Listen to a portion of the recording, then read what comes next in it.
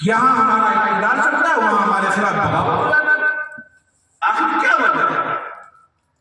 تو ایک بہت بڑے پڑھے لکھے جس کو تورات کا علم تھا، بہت جانکار، اس نے کہا ایک بات یاد رکھو، اگر تم مسلمانوں پر قبضہ کرنا چاہتے ہو تو مسلمانوں سے قرآن کو چھین لو۔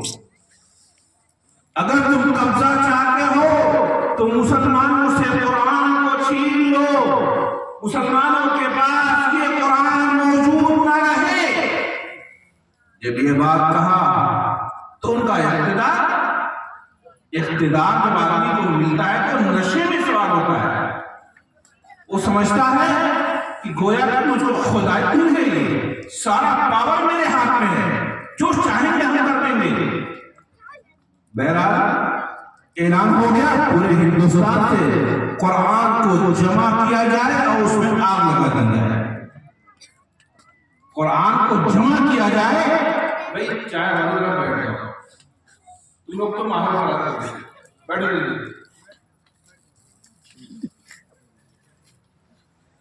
قرآن کو جمع کیا جائے، قرآن میں آگ لگا دی جائے، یہ نظام قائم کیا گیا۔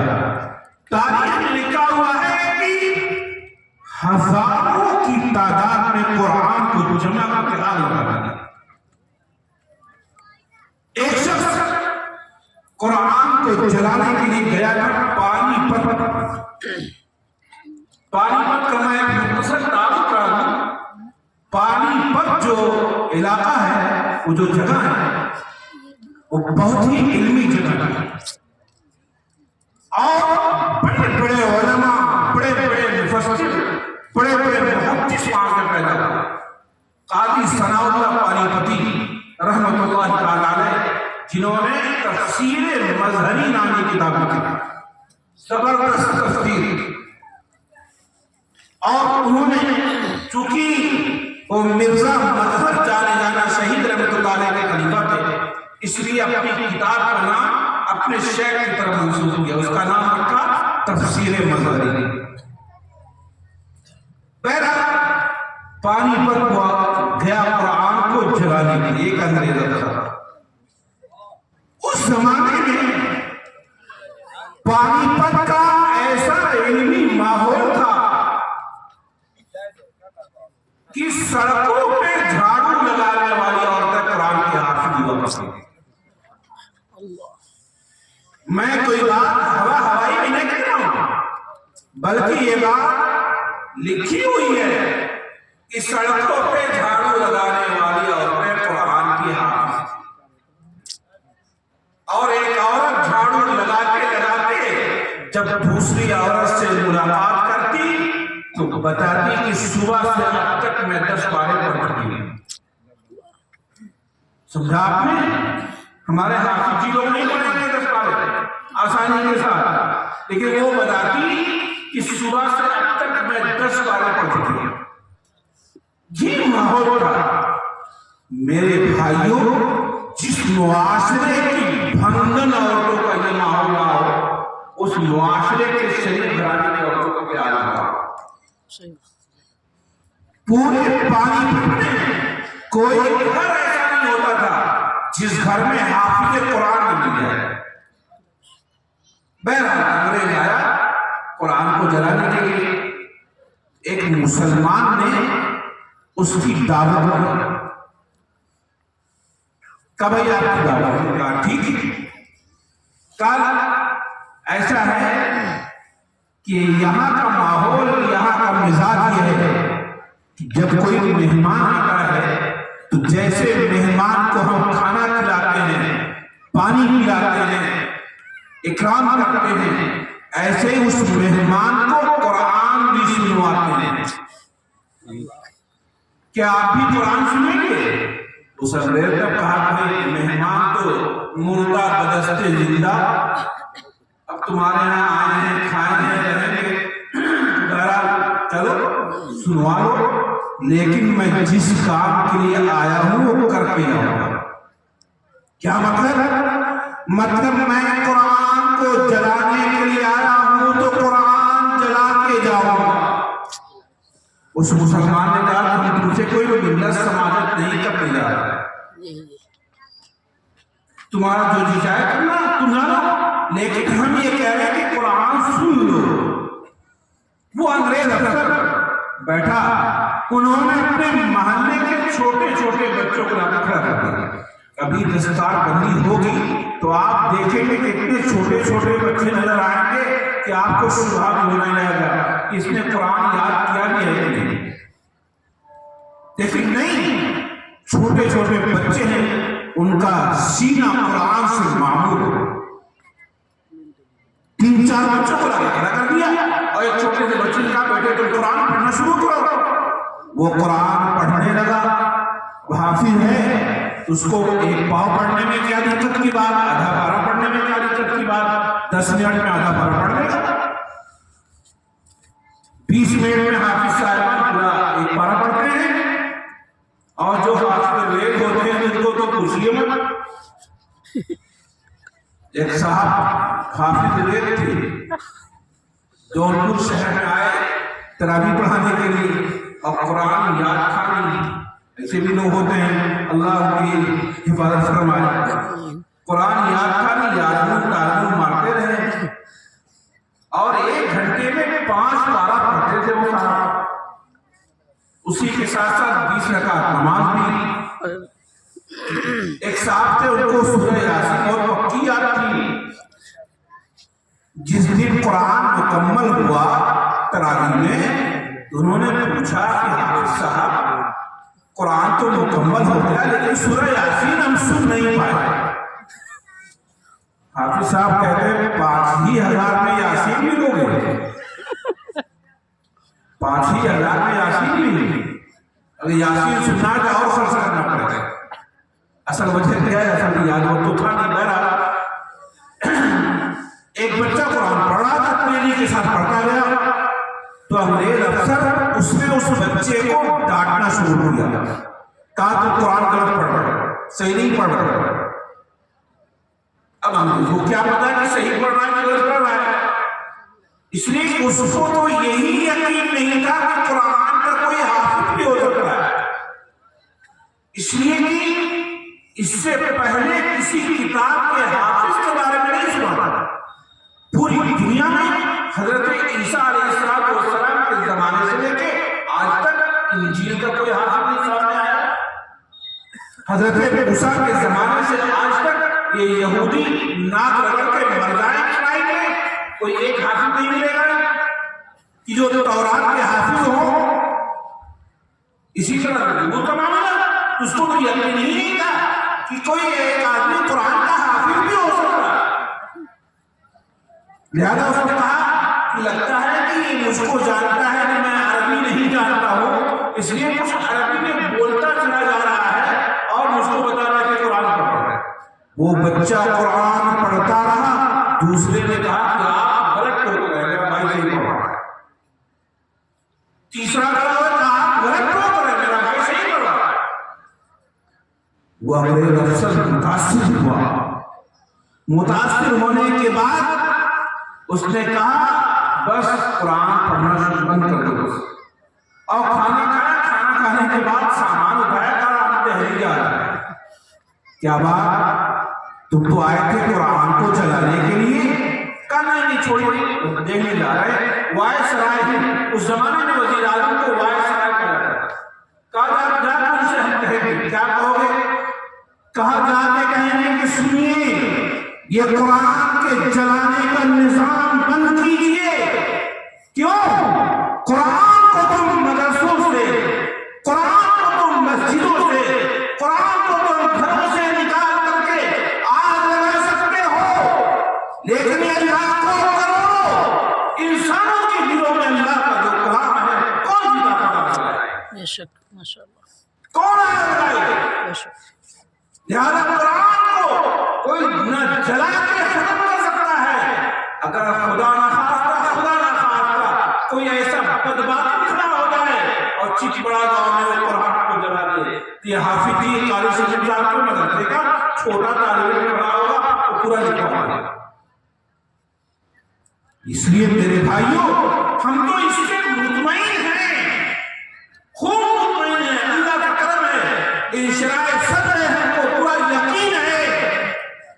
اسلام کے خلاف منظم کوشش کرنے والے 100 بار جیے 100 بار کریں، قرآن کا ایک حرف بھی پڑھنے والا نہیں۔ قرآن ہی نہیں دے۔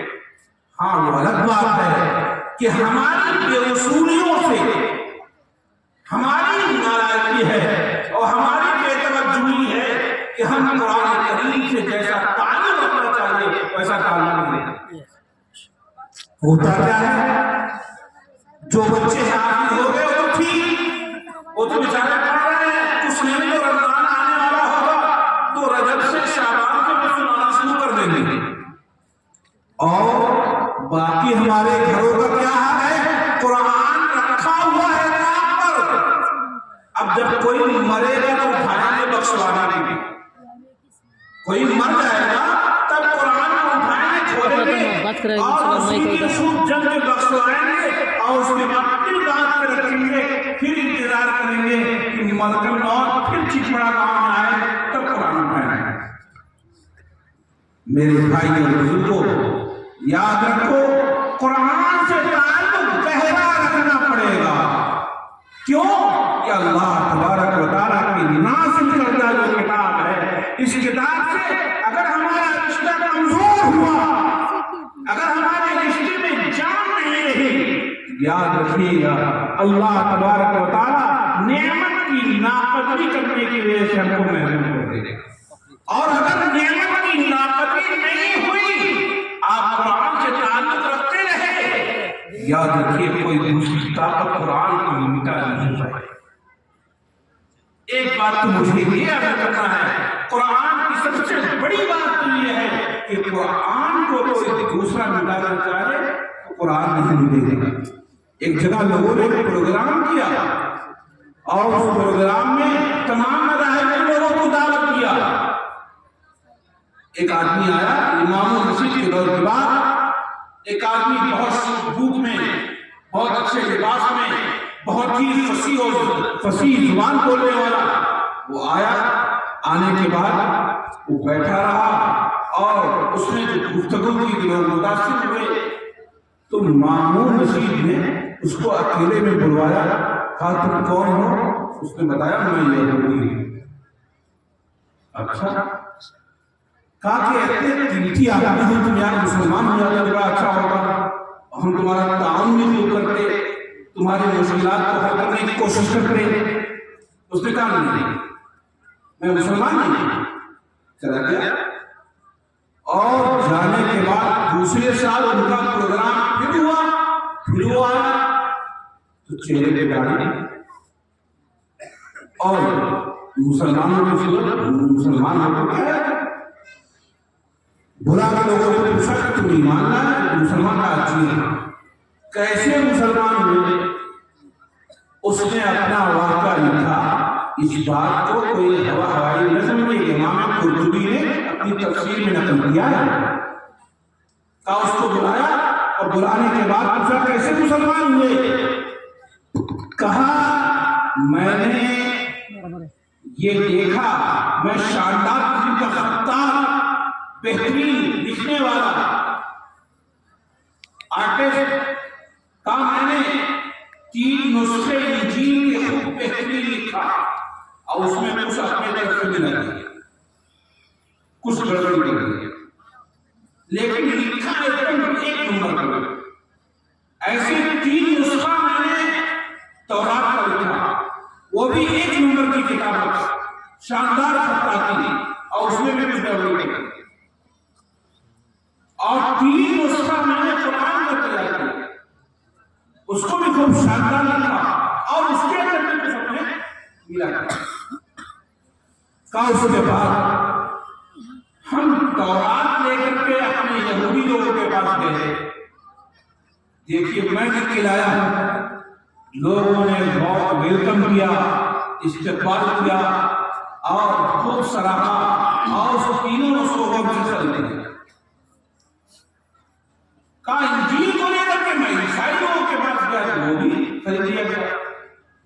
کہا جو قرآن میں نے لکھا تھا جو اس نے گڑبڑی کیا تھا، اس کو جا کر کے جب میں نے پیش کیا کہ آدمی کہا پہلے دیکھے صحیح لکھا بھی ہے، صحیح لکھا بھی ہے کہ نہیں؟ جب وہ پڑھنے لگا دیکھا کہ یہ تو گھوٹالا چل رہا ہے اس کے اندر، بہت بڑا گھوٹالا اس کے اندر، اس کا کچھ بدل گیا ہے۔ کہا کہ یہ اپنا قرآن واپس لے جاؤ، اور باقاعدہ کچھ اور بہترین کلمات بھی سنا دیے اس بدتمیزی کرنے میں جو سنانا چاہیے گا۔ کہا کہ چلے گا جلدی سے، بس خیریت ہے تو واپس لے جاؤ۔ اس نے کہا جب میرے ساتھ یہ واقعہ پیش آیا تو میں نے سمجھ لیا کہ تورات کے اندر تو گڑبڑی کرنا ممکن، انجیل کے اندر گڑبڑی کرنا ممکن ہے، لیکن قرآن میں گڑبڑی کرنا ممکن ہے۔ لہذا اللہ تبارک و تعالیٰ نے جب اتنے دنوں پہلے نازل ہوئی کتاب کو ایسے اس کی حفاظت کر رہے ہیں، کوئی ادنا گڑبڑی کرنا، ادنا کمی بیشی کرنا ناممکن ہے۔ اس کا مطلب ہے کہ کتاب حق جو اس وقت باقی ہے وہ صرف یہی باقی ہے، اس کے علاوہ ساری کتابوں پر گڑبڑی ایسی ایسی گڑبڑی لوگوں نے کیا معمولی معلوم ہے۔ مثال کے طور پہ کوئی حکم لکھا ہوا ہے اور اس کے بعد اس حکم کے تحت کوئی کسی آدمی کی گردن جانے والی ہے، جا کر اس کو 500 روپے دیا، کہا کہ صاحب اس حکم بدلوا دیجیے، اس نے فوراً چینج دے دیا، اب اس کے بعد دوسرا۔ لیکن میرے بھائیوں، قرآن کو آپ پورے دنیا کے کسی چپے میں چلے جائیں، امریکہ میں، برطانیہ میں اور دنیا کے کسی بھی چپے میں چلے جائیے، لیکن جہاں جائیں گے قرآن کا یہی نسخہ آپ کو ملے گا، قرآن کے یہی الفاظ آپ کو ملیں گے۔ کیوں؟ اللہ نے اس کی حفاظت کی ذمہ داری دی تھی، لہٰذا قرآن آج بھی باقی ہے اور ہمیشہ باقی رہے گا۔ میں چند باتیں حافظ قرآن سے متعلق کہتا ہوں کہ حفاظ قرآن کو یاد کیسے کریں۔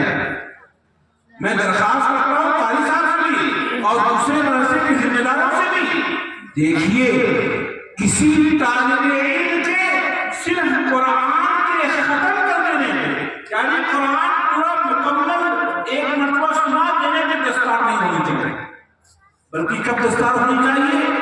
جب تک کہ قرآن اس کو پختہ یاد نہ ہو جائے، دستار نہیں ہونی چاہیے۔ کیسا قرآن یاد ہو؟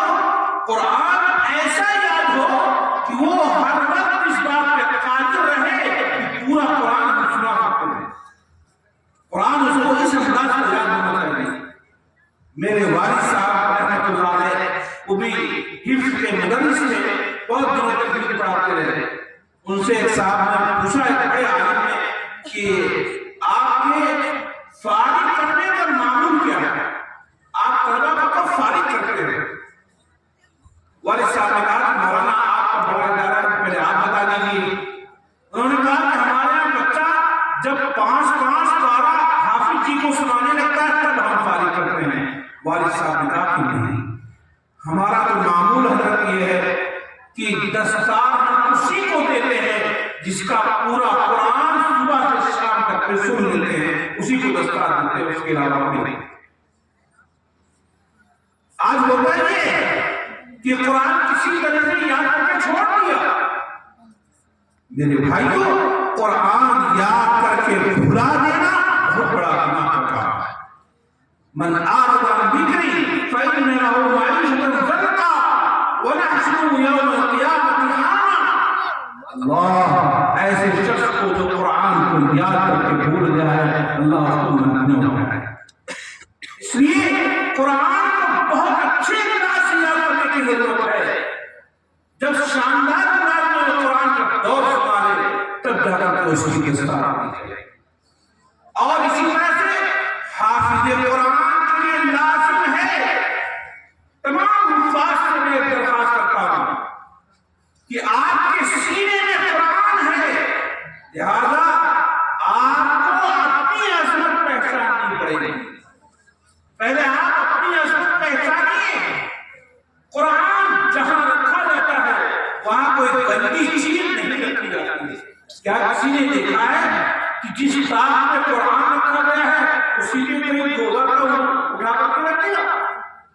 کوئی برے سے برا مسلمان ہوگا، نماز بھی وقت نہیں پڑھتا ہوگا، لیکن ایسی حرکتوں کرنے کے لیے تیار نہیں ہوا۔ کیوں؟ قرآن کے پاس جو چیز رکھی جائے گی وہ کیا ہوگی؟ وہ بھی پاکیزہ ہونی چاہیے۔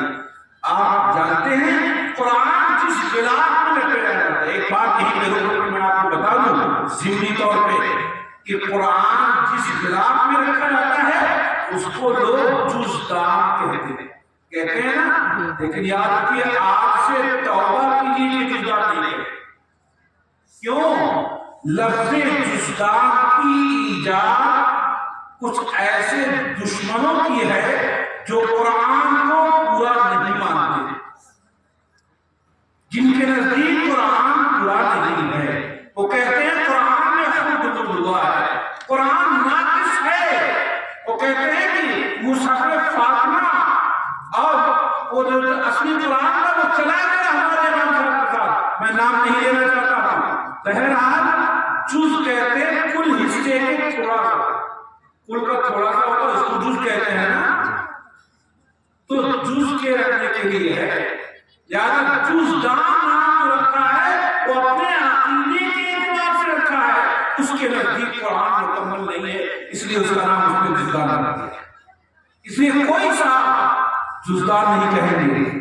اور ایک بات میں کہنا چاہ رہا ہوں کہ قرآن جس غلاف میں جس کپڑے میں رکھا جاتا ہے، ایک جگہ میں تقریر کر رہا تھا، میں نے کہا بھائی جزدان نہیں کہو گے؟ اب ایک صاحب کا سوال آیا کہ مولانا صاحب تب آج سے کہیں گے کیا؟ بہت آسان ہوتا ہے، قرآن کا غلاف کہیے، قرآن کا غلاف کہیے، کیا مطلب کی بات ہے؟ بہرحال میں آپ کو بتا رہا ہوں کہ حافظ قرآن سے میں مخاطب ہوں، جو لوگ قرآن کے حافظ ہیں، یہ آپ کی ذمہ داری کیا ہے، آپ کی سینے میں قرآن ہے۔ جہاں قرآن ہوتا ہے وہاں کوئی گندی چیز نہیں رکھی جاتی ہے، حتیٰ کہ قرآن جس کپڑے میں لپیٹا گیا ہے، جس غلاف میں لپیٹا گیا ہے، اگر اس کو دھلا جاتا ہے تو اس کا پانی بھی پاک جگہ پہ باہر ہے، اس کا پانی پاک جگہ پہ۔ جس کپڑے میں قرآن لپیٹا گیا ہے، چاہے وہ کپڑا 20 روپے میٹر کا ہوگا، لیکن اس کپڑے کی عظمت اتنی زیادہ بڑھ جاتی ہے کہ لوگ جب اس کو اٹھاتے ہیں تو اس سے چھوتے ہیں اور اس کو سینے سے لگاتے ہیں اور جب اس کو دھلتے ہیں اس کا پانی پاک میں بڑھاتے ہیں۔ یہ ہے قرآن کی عظمت۔ لہذا اے حافظ قرآن، تمہارے سینے میں قرآن ہے، تمہارے سینے میں اللہ کا کلام ہے، لہذا تمہارے دل کے اندر بھی بغض نہیں ہونا چاہیے، کینہ نہیں ہونا چاہیے، برائی نہیں ہونی چاہیے، اور تمہاری آنکھیں قرآن پر پڑھتی ہیں صبح و شام، لہذا تمہاری آنکھیں جو ہے زنا کی آڈیو ویڈیو کی طرف نہیں جانا چاہیے، رات میں ایسی گندی تصویروں کی طرف نہیں جانی چاہیے جو آپ رات میں دیکھتے ہیں۔ میرے بھائی نہیں، آج سے توبہ کرو اور یہ کہو کہ چونکہ ہم قرآن پاک کے حافظ ہیں، لہذا ہماری زبان سے اگر قرآن جاری ہوتا ہے ہماری زبان پہ گالی نہیں آئے گی، ہماری زبان پہ کوئی غلط بات نہیں آئے گی، ہم کسی کو برا بھلا نہیں کہیں گے۔ ہمارے سینے میں قرآن ہے، لہذا ہمارے سینے میں جو قرآن ہے ہم اس کی حفاظت میں کبھی بھی اپنے دل کو داغ نہیں کریں۔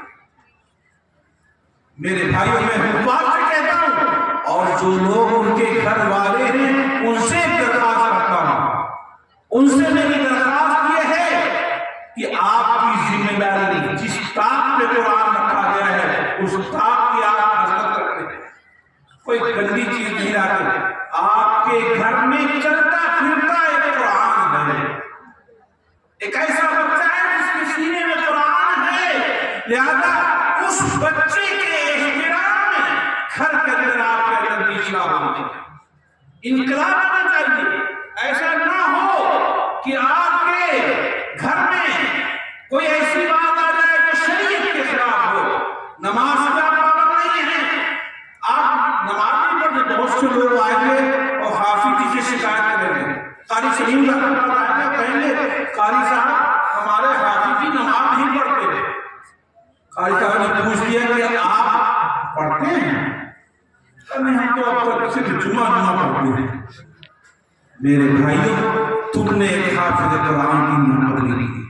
اس لیے آپ کی ذمہ داری ہے کہ آپ خود بھی اس کے مطابق عمل کیجیے. اگر اس کے مطابق عمل کریں گے انشاءاللہ یہ بچہ جو حافظ قرآن ہوا ہے اس کی نسبت سے، اس کے تعلق سے آپ کے پورے گھر میں نورانیہ ہو جائے.